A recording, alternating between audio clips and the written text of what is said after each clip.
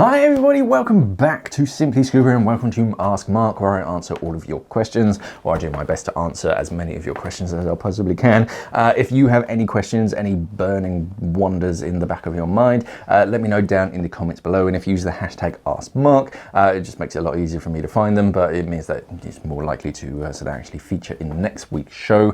I try and get to sort of as many of them in order as possible, but I can't get to them all. And if you use the hashtag, if your comment doesn't show up on YouTube immediately, don't worry, YouTube likes to hide them. It doesn't like hashtags for whatever reason, but I'll accept them, don't worry about it. In this week's show, I'm talking about inflating hoods, flat lead, backplates, neoprene allergies, and favorite courses. Okay, so let's jump straight into the first question, which this week comes from DVN Ultimate, and they say, thank you for your response on the weight pockets, you're more than welcome. I was watching your Apex Thermic unboxing video where you mentioned that if there was no vent on the hood, you would end up as Mickey Mouse. I just realized that this is me with my Scuba Pro hooded vest. The hood sometimes catches air from my regulator and mask and feels like I dive with an air bubble. Do you have any suggestions how to overcome this? Thanks again. Yeah, you can always just make a hole. That would probably be my first instinct. A lot of, I mean, they're not big holes by any means. There's a lot of chance that that your hood might have one, and for a brand like Scuba Pro to overlook something like this, I'm kind of surprised. Usually it'll have 2 layers of neoprene on that kind of stretch over the top of your hood. I don't think I have any. Oh, I might have one in a bag. Do I have a hood in here? No, just lots of gloves. So yeah, so normally sort of on that stretch there, you have 2 sections of neoprene instead of one that you get around the side and around your face. You have one very thin one, and that will often have sort of 2 holes, and they'll be offset to holes in the actual top of the hood, so that water can't flush straight in and then cool your head down, but air can migrate up into that middle chamber and then naturally migrate to an escape hole and actually escape. So double check that your hood doesn't actually have, there'll only be teeny tiny sort of holes. There'll be 1 mil across, but yeah, I'd probably just take a needle or something and just physically make some holes. You are going to get some water ingress, but not a ton. And yeah, as long as it's a fairly small, I wouldn't use a hole punch or something. But yeah, just a little sort of pinprick should allow sort of gas to sort of escape up through there. The main reason is when you put your hood on first, then you put your mask over the top, but then you have to get the mask underneath that seal. And every time you equalize it, of course, the air naturally goes up, and because your mask is tucked in underneath the skirt, it then goes up underneath there. And at the beginning of the dive, of course, your hood is full of air, and when you first jump in, if there's nowhere for it to escape, it just stays there.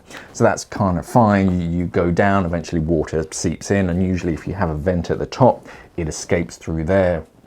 But yeah, as you start to ascend back up again, any gas on the inside is going to start to expand, and if it doesn't have anywhere to escape, yeah, it just expands and you just look like Megamind or something. So yeah, just either make little pinpricks or sort of during the dive, if it's not too much of a cold water shock, just kind of look up to the surface and just kind of break that seal, just to allow any gas to sort of escape out at the top.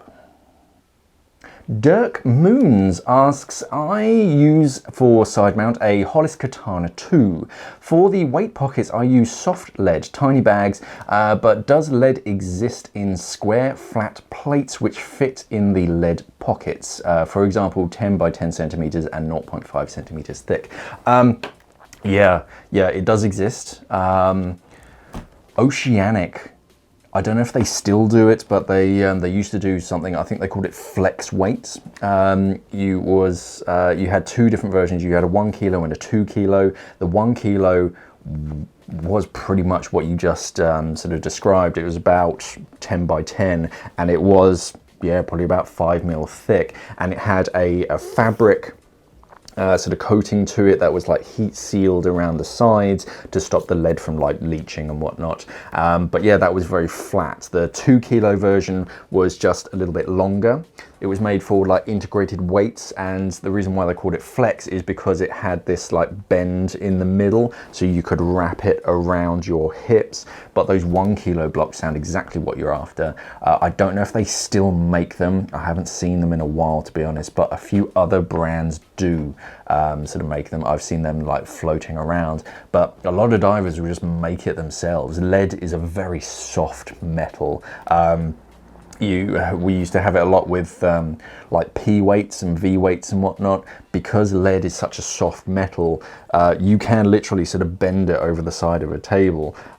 So yeah, a lot of divers, you see them with like lead that they've, I'm sure, legitimately taken off of like sort of roofing, because you get roofing lead, and yeah, you can just sort of take some of that, you can cut it fairly easily and then fold it over, kind of hammer it down. It's quite an easy metal to work with. I'd probably avoid like melting it down. Melting lead is quite dangerous. One, because if there's like any moisture in the mold, then it tends to spit molten lead.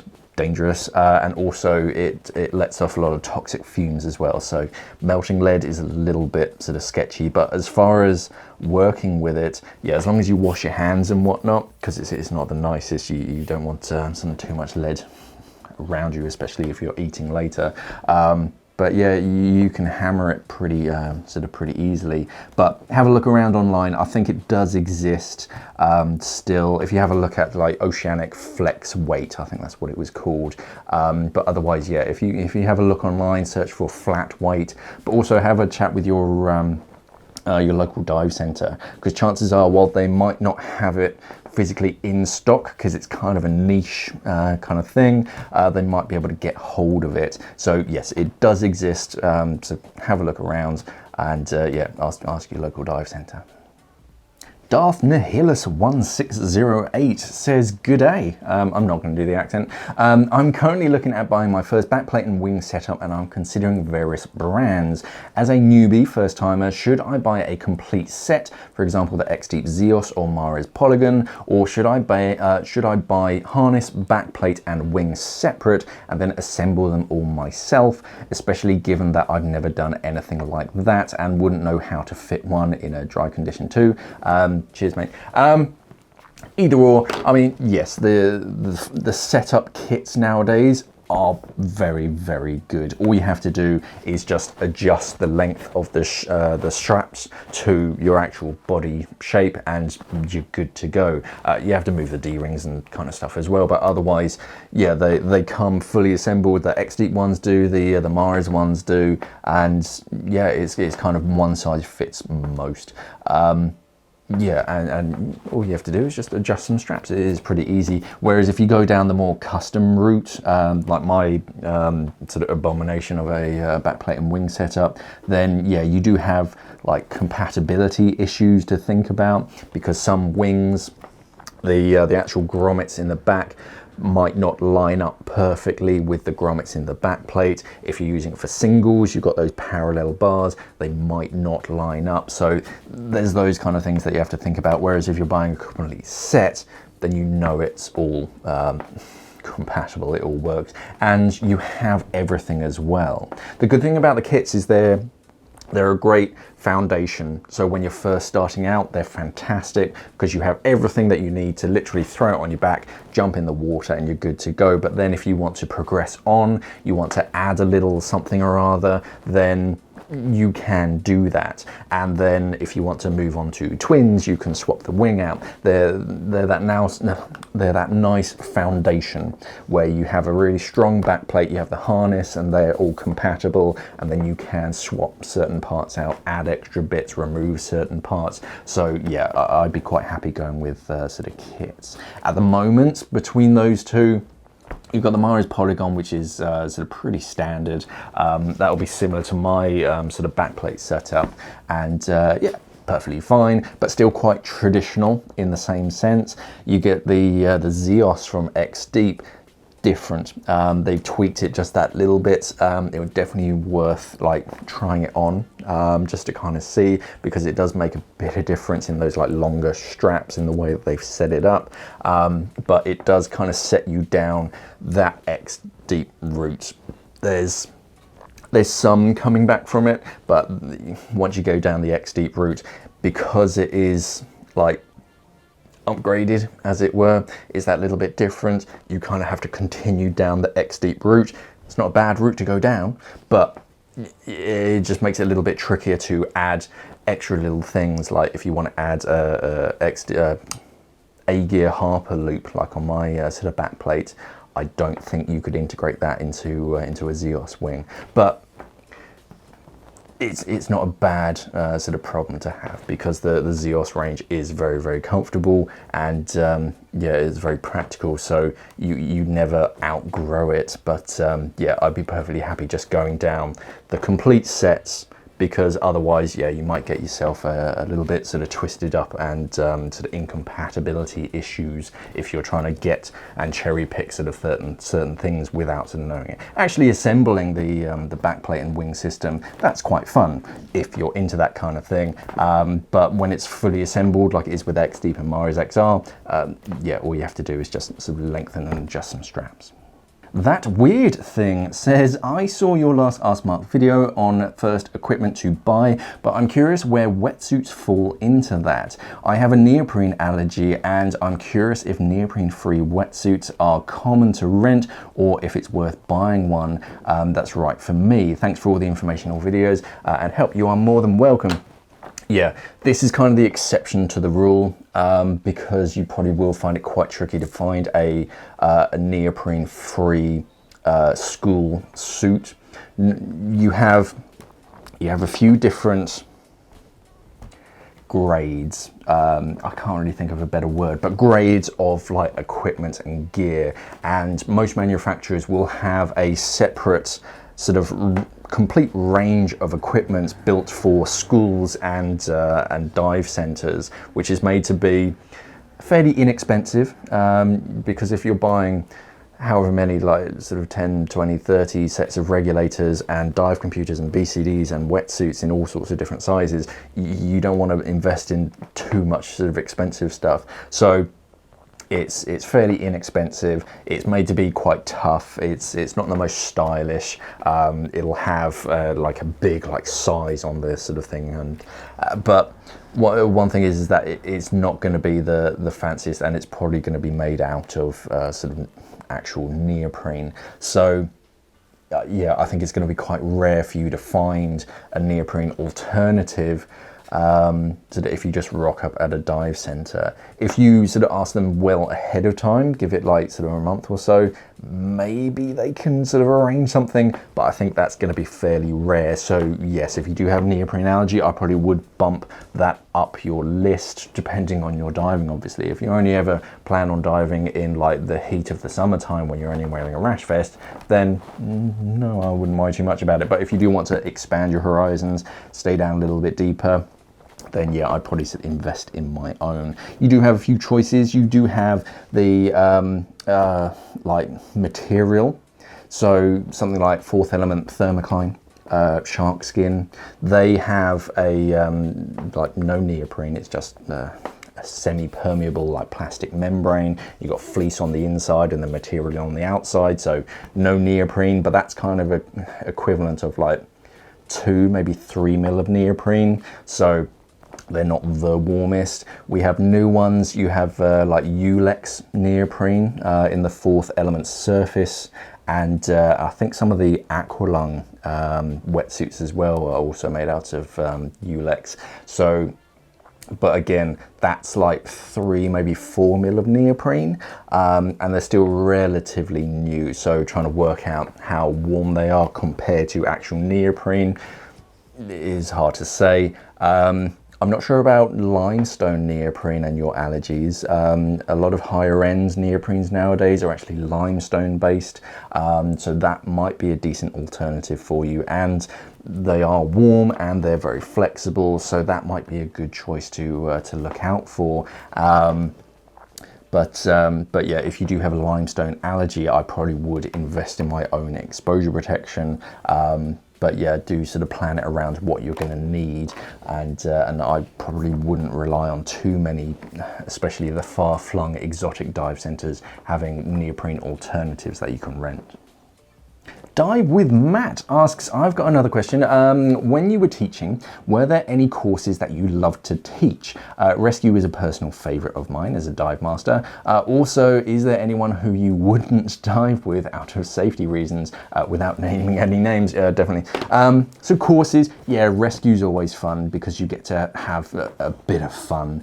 You know that the students are qualified divers and they're usually fairly advanced, so they're quite comfortable in their own right. They know how to dive. You can leave them alone and sort of get them to do some problem solving. That was always fun. Dive Master's a fun one as well, because then you're getting into like the professional tiers and you can really have some fun. One of my most fun dives was with a group of Dive Masters, and as an instructor you can just have some fun with them basically, and see where you can not trip them up, but really like sort of test them. So that's always fun. DPV, diver propulsion vehicles, always great fun. It's fun to sort of buzz around with them. Fish ID was my sort of background, so that was always quite fun to sort of just explain the difference, sort of fish shapes and sort of what things mean, so that people can understand a bit more. But personally, I just used to love tri dives. Really that entry level, getting new people who have never breathed underwater before to just experience that underwater world, and you see that kind of amazement in their eyes, and they're sort of discovering all this new world and the new like underwater physics of how things work. Yeah, I used to love that. And if you're ever like sort of like teaching and you don't enjoy teaching sort of tri dives, then maybe you need to sort of reassess some things, because I used to love it, just because you get all sorts of people, and yeah, they all sort of get to it. Some do need a bit more extra sort of care and whatnot, but it's just good fun really to sort of show them all these sort of different things. And I had the usual routine of how to teach sort of certain things, and then each class would be ever so slightly different. With most courses you get into a routine and you do this, you do that, you do that, but with tri dives, because everyone's on an ever so slightly different level. I mean, I've had everything from people who can't swim to like real like proper like swimmers and whatnot, doing Olympic turns and stuff. They know they can experience the water, they've just never been underwater before. And kids as well. Kids are always just, you never really know what's going to happen. So as long as you can get to that stage where they're all quite comfortable just doing their own thing, and you sort of have enough toys and things for them to like sort of play around with and explore, then you can just kind of sit back and just watch these people explore scuba diving for the first time. So I just used to love tri dives. But otherwise, yeah, rescue's always kind of most instructors sort of fairly high up tier, because you just get to have a bit of fun. Some of the sections, they can be a little bit boring when they're doing like search and recovery, and you're kind of on the surface and it's just like whatever. You do have to just kind of sit back, and your dive masters are kind of like having the fun because they're pretending to be all like sort of panicked, distressed divers and stuff. But yeah, rescue's always good fun. As far as people that I wouldn't dive with, yeah, there are some that I wouldn't dive with. Again, it's down to, I'm quite happy to dive with anybody because I'm very confident in myself and my own diving. I know that sort of everything's all like sorted out, my gear's fine, and I can look after anybody else. But it's when they have that, there's there's two different types of people. You either get the like sort of arrogance where they think that they sort of know it all, they've got all this sort of gear and whatnot, and they're sort of setting it up, and then when you actually see them in the water, you're like, good heavens, okay. There's that kind of diver. I know a couple of those, and there's the other end of it of people who, I don't know, they don't like the work for scuba, like setting up the equipment and doing all that kind of stuff. They just like the in-water stuff. They just want someone to assemble all their kit and whatnot, someone to help them sort of put all their gear on and all that kind of stuff, and then sort of go in. And there is actually a third, which I think is kind of goes back to the first one, in that I know one diver who we were doing a particularly deep dive. We were swimming through the swim through in Elphinstone, which is like 50 something meters. It required some deco on the way back up, and we come back up to do our first deco stop, and this guy, after like a minute or so, just swims downwards to go take a picture of a grouper, and me and the other guy kind of looked at each other and was like, what is he doing? Okay, fine. It all ended up fine, but then on a separate dive, he ended up shouting at one of the boat tenders because he literally ended with 0 bar in his tank and he couldn't inflate his BCD. So he was like swimming away at the surface, couldn't remember how to orally inflate, and he was shouting at the guy to help him like sort of stay on the surface. And it's just kind of like, oh, Struth, no, we have that 50 bar rule for a reason. You shouldn't have pushed it. You should have sort of ended your dive a little bit earlier. So those kind of divers I'm not a huge fan of. But saying that, I wouldn't specifically not dive with them, but I'd always have in the back of my mind, okay, I do need to be ready for anything really. Salome Callejas Ramirez says, hello from Colombia. I am planning to do my advanced. What courses or specialities do you recommend me taking? Okay, so with your advanced, you have to do deep and you have to do nav. You have 5 to choose from, but those 2 are kind of chosen for you. So then you have 3. It's very much kind of up to which direction you want to go. The usual one that most instructors recommend is nitrox. Enriched air nitrox is a course that most scuba divers take anyway, and if you do it in your advanced, you already do the first sort of section of each like speciality, so you're kind of cutting corners there. Wreck is always good fun. It's good fun to sort of explore shipwrecks, and when you're doing the wreck speciality, or at least the first dive in the wreck speciality, you're learning about how to assess a shipwreck, sort of looking for entry and exit points, looking for sort of potential hazards and all that kind of stuff. So that's always quite interesting, but if you're not into shipwrecks, then don't worry about that. Night is always good fun. I do enjoy a good night dive just because it's a little bit different, and I find it a bit more personal.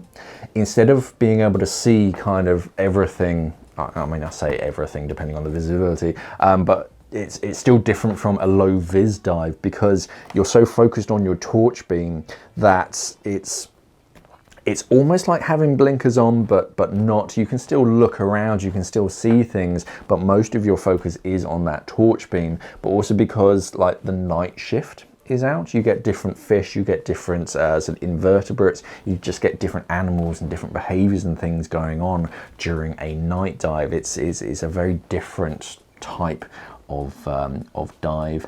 Otherwise, peak performance buoyancy is kind of fun.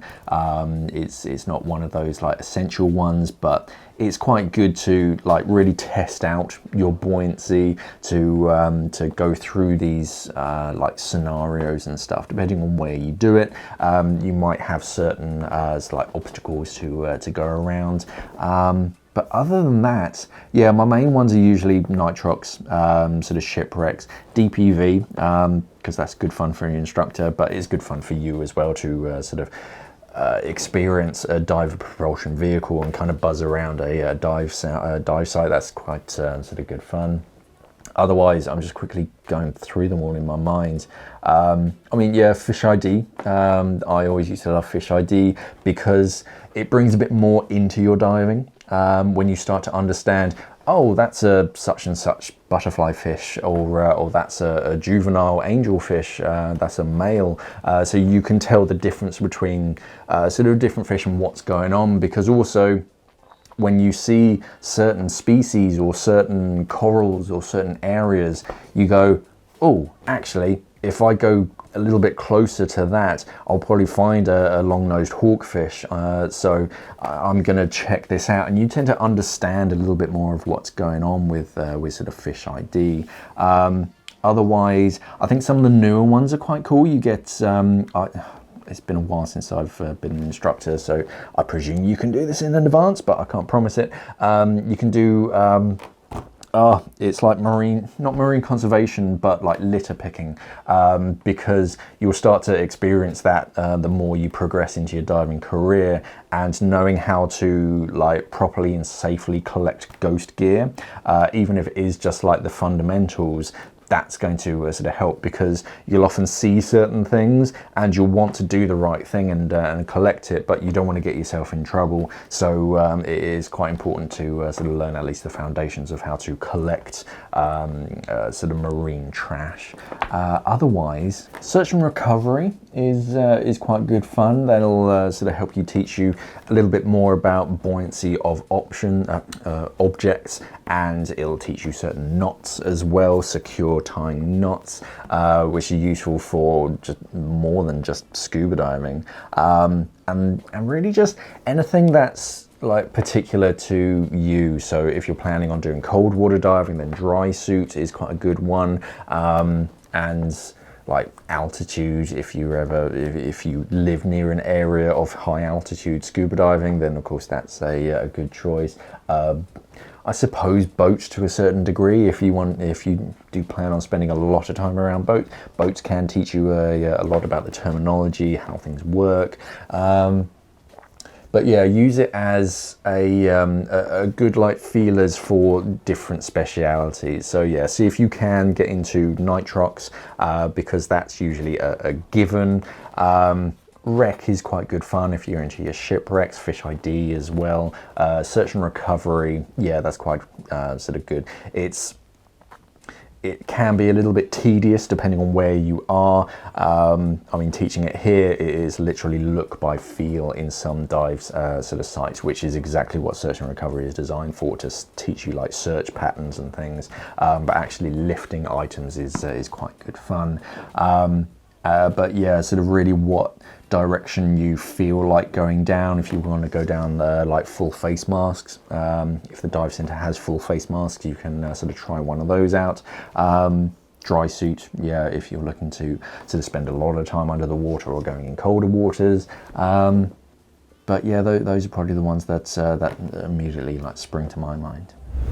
And that's it for this week. Thank you for all of your questions, everybody, as ever. If you do have any questions, let me know down in the comments below. And if you use the hashtag AskMark, yeah, it just pops up on my sort of screen behind the scenes. Don't forget to head over to simplyscuba.com. We do sell a lot of scuba diving equipment, and we do also have our own merch store on Springs. There's going to be a banner underneath this video on YouTube. If you click on that, it'll head over to our Springs store, and you can have the emotional bolt snap t-shirt that I'm actually wearing underneath this, if you can see it. Yeah, all sorts of good fun. So click on that, head over to there. Thank you for watching, everybody, and of course, safe diving.